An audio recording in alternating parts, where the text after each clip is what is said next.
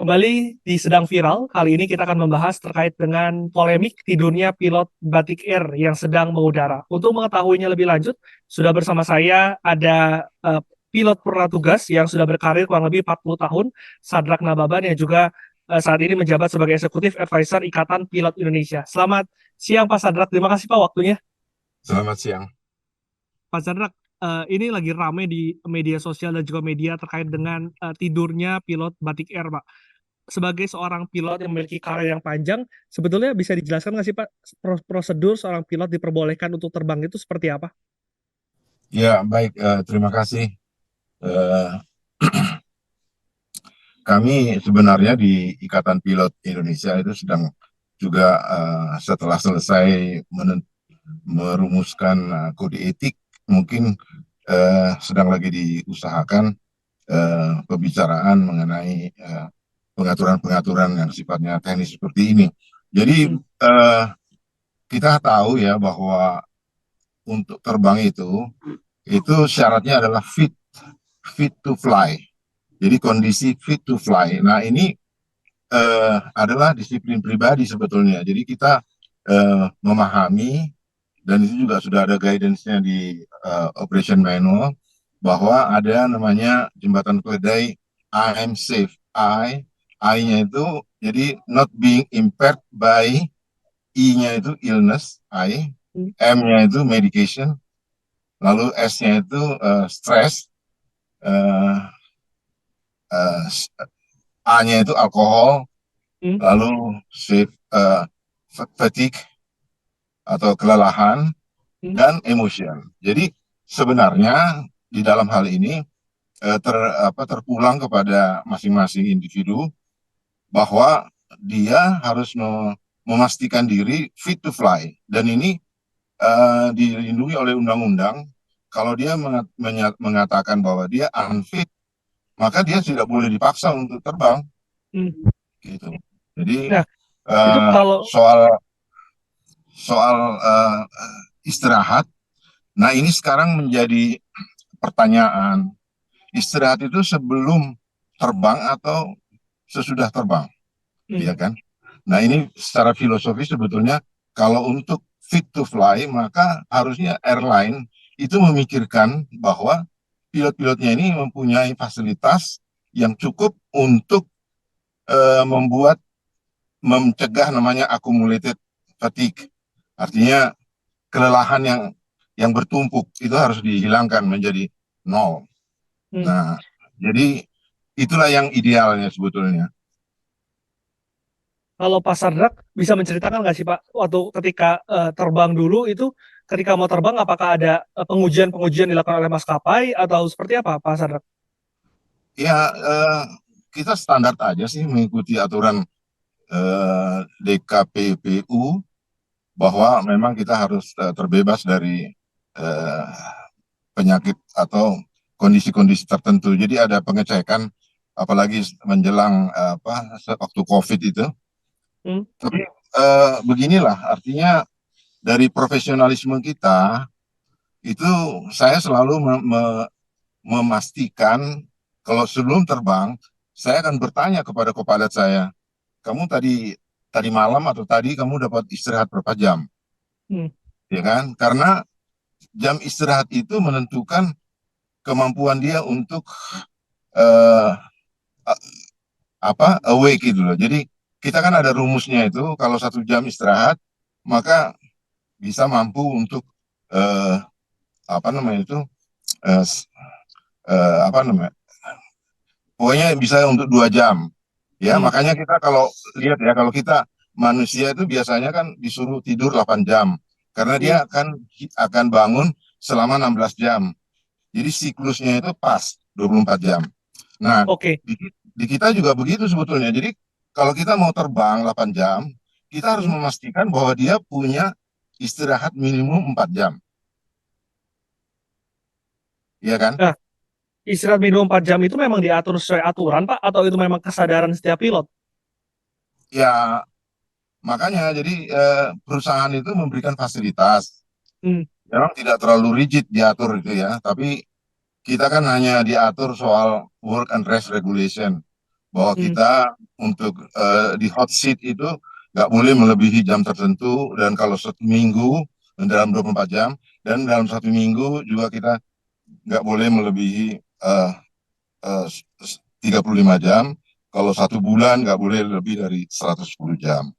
Ada Oke. ketentuan-ketentuannya, tapi secara spesifik yang menyangkut eh, apa namanya itu jam istirahat ini, itu Hmm. berbagai airline itu beda-beda. Jadi kalau misalnya di KT Pacific, mereka bikin namanya control rest in flight.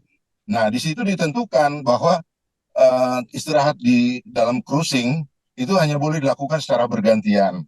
Dan itu juga ada beberapa ketentuan, misalnya tidak boleh mereka melakukan perpindahan flight level, Hmm. ya. Itu harus dibangunin, yang tidur harus dibangunin. Nggak boleh dikerjakan sendiri. Jadi ada beberapa ketentuan di mana memang dua pilot itu harus bersinergi dan berkoordinasi secara maksimal untuk kondisi-kondisi tertentu. Misalnya ada rerouting, itu nggak boleh dikerjakan sendiri karena dalam sehari-hari memang itu dikerjakan secara berdua. Oke. Oke, Pak Sadrak, artinya sebelum sebelum terbang itu para pilot itu memang tidak diharuskan untuk tes ya Pak ya. Ini berdasarkan kesadaran masing-masing. Nah pertanyaannya Pak, kalau misalnya ada pilot yang merasa kurang fit, itu apa yang harus dilakukan Pak Sadrak? Nah, ini kembali kepada budaya perusahaan sih. Jadi kalau eh, para pilot itu tahu bahwa dia harus fit to fly, Hmm. ketika dia unfit, ya dalam kondisi unfit, apakah dia dibolehkan dan bagaimana caranya untuk menyatakan keadaan itu kepada perusahaannya. Dan itu Hmm. nggak boleh dipaksa sebetulnya. Jadi ini kejadian ini menurut saya merupakan wake up call lah untuk beberapa perusahaan penerbangan kita untuk mulai menciptakan eh, apa namanya itu istilahnya safety culture Hmm. yang eh, yang tertinggi, ya kan?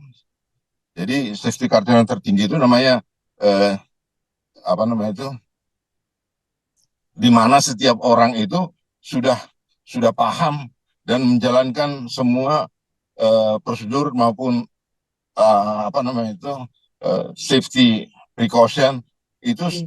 masing-masing. Jadi itu namanya generatif culture. Oke, Nah, kalau kalau kalau pengalaman Pak Sadrak sendiri dulu kalau misalkan mungkin ketika mau terbang kurang fit atau mungkin tiba-tiba sakit, itu gimana Pak? Apakah bilang untuk minta pergantian orang atau seperti apa prosedurnya? ya, kalau kami dulu di Garuda itu Hmm. kalau memang keadaannya tidak memungkinkan untuk terbang, dia bisa langsung menghubungi flight scheduling, Hmm. ya, untuk bisa mencarikan gantinya gitu. Jadi kalau misalnya Oke. kita sakit, cuman ada keharusan bahwa setelah kita mendeklar kita dalam keadaan unfit, lalu kita sakit misalnya, lalu kita harus pergi ke dokter penerbangan untuk Hmm. mendapatkan sertifikat. Oke, kalau misalkan Pak Sadrak dulu bisa diceritakan nggak sih Pak, kira-kira sehari itu kurang lebih jam terbangnya itu berapa jam, lalu mungkin berapa landing itu bisa diceritakan nggak Pak Sadrak sedikit ke kami? Iya, dulu pengalaman saya dulu kalau di domestik itu kita Hmm. maksimum landing itu empat, empat maksimum landing. Kalau lebih dari empat itu biasanya sudah masuk kategori fatigue dan itu biasanya dihindari. Nah, ketika saya sudah berdinas ke pesawat besar dan terbangnya luar negeri, itu biasanya landingnya cuma satu, tapi jam terbangnya yang panjang, ada yang 9 jam, ada yang 10 jam, bahkan ada yang 13 jam. Hmm. Nah, Nah. di situ ada Hmm. ketentuan dia dibuat pergantian pilot di tengah jalan. Oke. Artinya pergantian pilot itu artinya apa kalau misalkan pilot di atas ketika jam terbang panjang mengantuk itu artinya boleh memang boleh tidur ya Pak ya? Asal ada yang standby gitu Pak. Iya, jadi kalau yang memang jam terbangnya memang panjang sekali, itu memang sudah diatur, ada namanya supernumerary crew. Jadi biasanya kan kapten sama co-pilot ini ada tambahan satu atau tambahan dua yang lengkap. Tapi Hmm. ketentuannya adalah take off and landing mereka harus di posisi apa di hot seatnya. Jadi Oke. Karena itu kan menyangkut legal aspeknya, dia Hmm. yang bertanggung jawab terhadap penerbangan itu. Jadi memang lagi cruising itu bisa digantikan sama supernumerary crew sehingga dia bisa istirahat dengan baik. Nah, nanti dia beberapa saat atau 1 jam atau 1,5 jam sebelum landing dia bangun, dia sudah fresh. Begitu. Supernumerary crew ini adalah co-pilotnya Pak atau fitur dalam pesawat? Bisa bisa seorang co-pilot ya. Kalau seorang co-pilot itu hanya menambah work and rest regulation-nya itu akan bertambah sedikit. Tapi Hmm. kalau komplit satu kapten sama satu co-pilot itu bisa lebih panjang lagi. Nah, Oke, itu artinya masing-masing perusahaan beda-beda, Pak.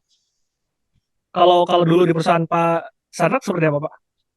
Ya, kami kalau terbang ke Eropa dari Hmm. Jakarta itu pasti sudah 2 kapten, 2 co-pilot. Nah, nanti Oke.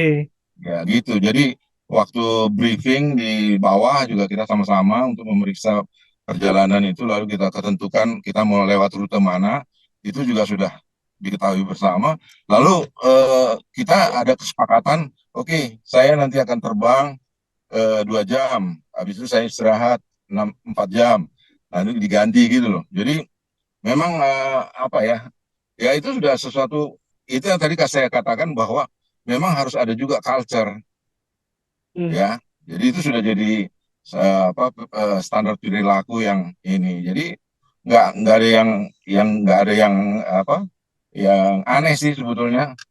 Apalagi kalau misalnya dalam kasus yang kemarin ini kan Hmm. mereka mempunyai problem kalau kita baca dari laporan KNKT itu Hmm. kan memang mereka punya problem. Nah, di situ memang kebijakan dari kaptennya harusnya eh, itu dimasukkan pertimbangan sih sebetulnya, iya Hmm. kan?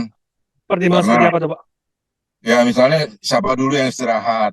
Kalau memang co-pilotnya itu ada masalah dengan anaknya, ya Hmm. mungkin begitu after take off sudah cruising, kapten co-pilotnya dulu dikasih istirahat. Oke, kamu istirahat dulu 1/2 jam, nanti gantian baru saya gitu. Kan itu adalah istilahnya SCD atau subject to captain discretion. Jadi Hmm. bisa diatur yang mana yang terbaik gitu loh, supaya hal-hal seperti tadi itu nggak terjadi. Dan saya memang punya pengalaman, banyak juga yang tidak mau mengaku kalau dia itu sudah ngantuk banget ya. Hmm. Hmm. Saya misalnya terbang ke Tokyo, tiba-tiba kepala saya nggak sadar, nggak bilang-bilang, tahu-tahu dia sudah tidur. Hmm. Ya gitu. Jadi ya kita juga kadang-kadang kalau memang tidak terlalu masalah, kita nggak bangunkan dia. Biarin aja dulu dia tidur 5 menit, 10 menit gitu. Yang penting kan eh, penerbangan itu bisa dijalankan dengan baik karena dalam suasana di apa ya cruising. Jadi yang paling repot itu kan waktu take off dan landing.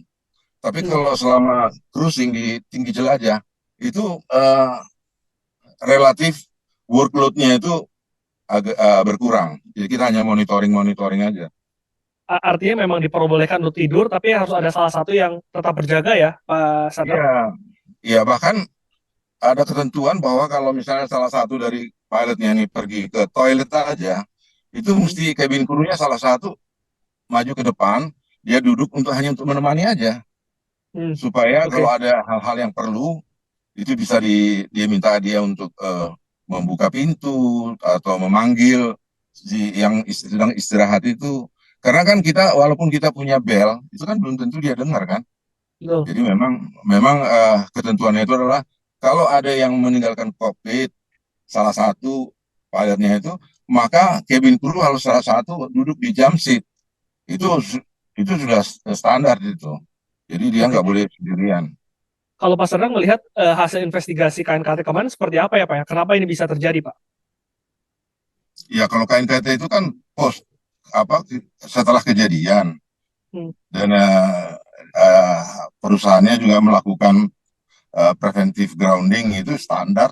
Biasanya preventive grounding itu kalau ada kasus-kasus biasanya 2 minggu itu standar selama dilakukan investigasi. Tapi ini Tapi kan hmm. tujuan daripada investigasi itu supaya dipahami bahwa dia tidak mencari siapa yang salah, tetapi apa yang salah gitu loh.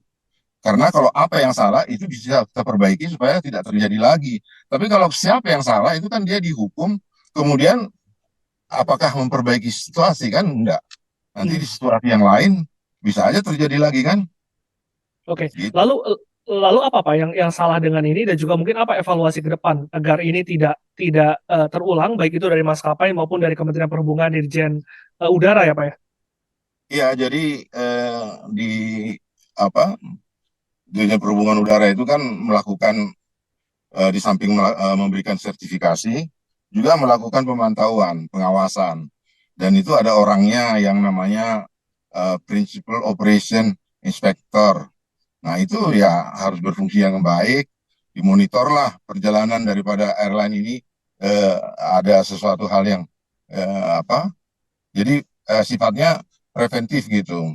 Nah, terus dari company juga itu tadi yang saya sudah sebutkan juga bahwa harus menciptakan corporate culture atau corporate safety culture di Hmm. mana eh, setiap pilot itu mempunyai disiplin yang tinggi dan mempunyai dedikasi yang tinggi juga sama kode etik dari profesinya. Oleh karena itu dia tidak boleh misalnya memaksakan diri dalam tanda petik ya, itu juga tidak boleh.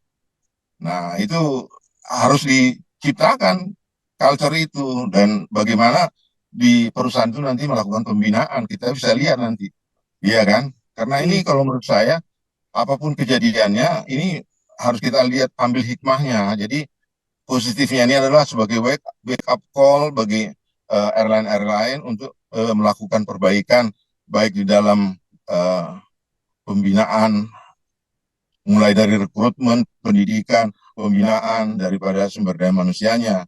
Nah, ini jadi memang airline itu bukan sesuatu bisnis yang yang terlalu mudah ya. Dia Hmm. kalau dilihat itu memang kalau dilihat biaya yang memang harus dikeluarkan banyak, memang profit marginnya memang kecil. Tapi sangat menarik gitu. Hmm. Oke. Eh, Terakhir Pak Sadrak, ini terkait dengan sanksi maskapai diberikan teguran keras oleh Kemenhub dan juga untuk pilot dan juga co-pilot ini diberikan sanksi berupa bebas tugas sementara. Apakah sanksi ini Pak Sadrak melihatnya sudah tepat? Ya itu baru normatif aja ya kalau saya lihatnya itu bahwa memang pemerintah dalam hal ini harus memberikan teguran terus juga preventive grounding itu memang itu juga sudah diatur secara tapi ya kembali tujuan kita adalah bagaimana supaya hal seperti yang sama tidak terulang kembali itu yang paling penting. Bagaimana supaya hal seperti ini tidak terulang kembali, baik di dalam perusahaan ini maupun perusahaan-perusahaan yang lain. Nah, ini Hmm. yang mestinya harus apa dilihat dari wawasan yang lebih luas. Ya, saya berharap kejadian ini bisa diambil hikmahnya dan bisa menghasilkan suatu uh, corrective action baik terhadap company-nya maupun terhadap pembinaan sumber daya manusianya maupun terhadap pemerintah. Apakah pemerintah perlu meningkatkan lagi pengawasannya gitu? Tapi Kan kan itu juga. secara laporan KNKT kemarin mengatakan bahwa si pesawat itu kan sudah di luar koordinat ya Pak ya, tidak sesuai jalur landingnya ke Cengkareng gitu loh Pak. Apakah ini memang sudah masuk pelanggarannya pelanggaran berat kah atau seperti apa Pak agar publik ini paham? Ya, ya memang kalau tidak mengikuti jalur, ya itu sudah sesuatu yang harus dipertanyakan. Hmm. Yaitu apakah itulah gunanya investigasi yang menyeluruh, Hmm. investigasi yang akan dilakukan oleh KNKT. Jadi eh, pokoknya tujuannya itu bukan untuk mencari siapa yang salah, tapi bagaimana kita mencari baik di dalam sistem ada sesuatu yang kurang atau perlu diperbaiki itu loh. Sehingga Oke. karena tujuannya eh, sangat beda gitu loh. Investigasi yang dilakukan oleh KNKT itu tujuannya benar-benar bagaimana untuk menghindari eh, kecelakaan atau insiden yang sama terulang kembali itu oh, yang menjadi tujuannya. Nah, bagaimana mereka melakukan investigasinya itu ya itu terserah lah. Kita tunggu aja. Kita sabar aja menunggu karena mungkin mereka membutuhkan waktu untuk menemukan apa-apa saja yang harus diperbaiki. Baik, kita akan tunggu bagaimana investigasi baik itu dari pemerintah, KNKT maupun dari maskapai. Terima kasih Pak Sadrak Nababan atas Ya, waktunya. jadi Sampai saya bertemu lagi ya Pak. saya tadi lupa bilang, saya sebetulnya ikut prihatin lah terhadap keadaan seperti gini ya. Hmm, Sebagai satu yang senior pilot, ya hal seperti ini mestinya tidak perlu terjadi gitu loh. Jadi saya ikut prihatin dan mudah-mudahan hal ini bisa diselesaikan dengan baik. Terima kasih. baik, baik. Terima kasih ya Pak. Sampai Ya, jumpa lagi. Sehat selalu Pak Sadrak. sama-sama. Demikian sedang viral kali ini. Saya Glenn Joshua. Salam CTV.